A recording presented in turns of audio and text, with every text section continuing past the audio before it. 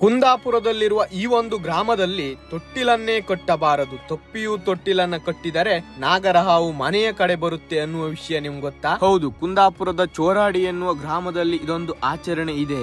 5 ನಾಗಕನ್ನಿಕೆಯರಲ್ಲಿ ಒಬ್ಬಳಾದ ನಾಗರತಿ ದುರ್ಗಾ ಪರಮೇಶ್ವರಿಯೇ ಇದಕ್ಕೆಲ್ಲ ಕಾರಣ ಎಂದು ನಂಬಲಾಗುತ್ತೆ. ದಟ್ಟ ಕಾಡಿನ ನಡುವೆ ಇರುವ ಈ ನಾಗೇರ್ತಿ ದೇವಸ್ಥಾನಕ್ಕೆ ಯಾವುದೇ ರೀತಿಯ ಮೇಲ್ಚಾವಣಿ ಇಲ್ಲ. ಇಲ್ಲಿಯ ತಾಯಿಗೆ ಸೂರ್ಯನ ಕಿರಣಗಳೇ ಆರತಿಯಾದರೆ ಬೋರ್ಗೆರೆವ ಮಳೆಯೇ ಅಭಿಷೇಕವಾಗಿದೆ. ಇಲ್ಲಿ ತಾಯಿಯ ಗರ್ಭಗುಡಿಗೆ ಮೇಲ್ಚಾವಣಿ ಮಾಡುವವರೆಗೆ ಗ್ರಾಮದ ಯಾರ ಮನೆಯಲ್ಲೂ ತೊಟ್ಟಿಲನ್ನೇ ಕಟ್ಟಬಾರದು ಎನ್ನುವ ಕಟ್ಟುನಿಟ್ಟಿನ ಆಚರಣೆ ಇದೆ.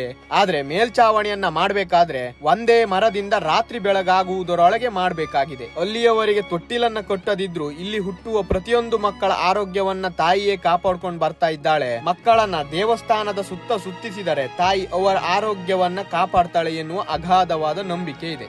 ನಾಗಲೋಕದ ಒಡೆಯ ಶಂಖಚೂಡನ 5 ಮತಿ ಹೆಣ್ಣು ಮಕ್ಕಳಾದ ದೇವರತಿ, ನಾಗರತಿ, ಚಾರುರತಿ, ಮಂದರತಿ, ನೀಲರತಿಯರು ಸುಬ್ರಹ್ಮಣ್ಯನನ್ನು ಮದುವೆಯಾಗಲು ಕೈಲಾಸಕ್ಕೆ ಹೋದಾಗ ನಂದಿಯ ಶಾಪಕ್ಕೆ ಗುರಿಯಾಗ್ತಾರೆ. ನಂತರ ಪಾರ್ವತಿಯಲ್ಲಿ ಬೇಡಿದಾಗ ನಿಮ್ಮೊಂದಿಗೆ ಸುಬ್ರಹ್ಮಣ್ಯ ಸಮೇತಳಾಗಿ ಬಂದು ದುರ್ಗಾ ಪರಮೇಶ್ವರಿಯಾಗಿ ನೆಲೆಸ್ತೇನೆ ಅಂತ ಅಭಯ ಕೊಡ್ತಾಳೆ. ಶಾಪದ ಕಾರಣದಿಂದಾಗಿ ಈ 5 ಮತಿ ಹೆಣ್ಣು ಮಕ್ಕಳು ಸಹ್ಯಾದ್ರಿಯ ಕಾಡ್ಗಿಚ್ಚಿನಲ್ಲಿ ಒದ್ದಾಡ್ತಾ ಇರ್ತಾರೆ. ಅವಂತಿಯ ರಾಜ ದೇವವರ್ಮನು ಈ 5 ನಾಗಕನ್ನಿಕೆಯರನ್ನ ಕಾಪಾಡಿಕೊಂಡು ಬಟ್ಟೆಯಲ್ಲಿ ಸುತ್ತಿಕೊಂಡು ಬರುವಾಗ 5 ನಾಗಕನ್ನಿಕೆಯರು ಬೇರೆ ಬೇರೆ ಹುತ್ತದೊಳಗೆ ಸೇರಿಕೊಳ್ತಾರೆ. ಅದರಲ್ಲಿ ನಾಗರತಿಯು ಸೇರಿಕೊಂಡ ಈ ಅತ್ಯದ್ಭುತ ಸ್ಥಳವೇ ನಾಗೇರ್ತಿ ದುರ್ಗಾ ಪರಮೇಶ್ವರಿ ದೇವಸ್ಥಾನ. ಇದೊಂದು ವಿಶೇಷವಾದ ಮತ್ತು ಶಕ್ತಿಶಾಲಿಯಾದ ದೇವಾಲಯವಾಗಿದ್ದು ಒಮ್ಮೆಯಾದರೂ ನಾಗೇರ್ತಿ ದುರ್ಗಾ ಪರಮೇಶ್ವರಿಯ ದರ್ಶನ ಪಡೆದು ಧನ್ಯರಾಗಿ. ಇದೇ ರೀತಿಯ ಇನ್ನಷ್ಟು ವಿಶೇಷವಾದ ದೇವಾಲಯವನ್ನ ಹುಡುಕಿ ಅದರ ಇತಿಹಾಸವನ್ನ ನಿಮ್ಮ ಮುಂದೆ ತರ್ತೇನೆ. ಅಲ್ಲಿಯವರೆಗೆ ನಮ್ಮ ಪೇಜ್ ಅನ್ನ ಫಾಲೋ ಮಾಡಿ ಸಪೋರ್ಟ್ ಮಾಡ್ತಾ ಇರಿ.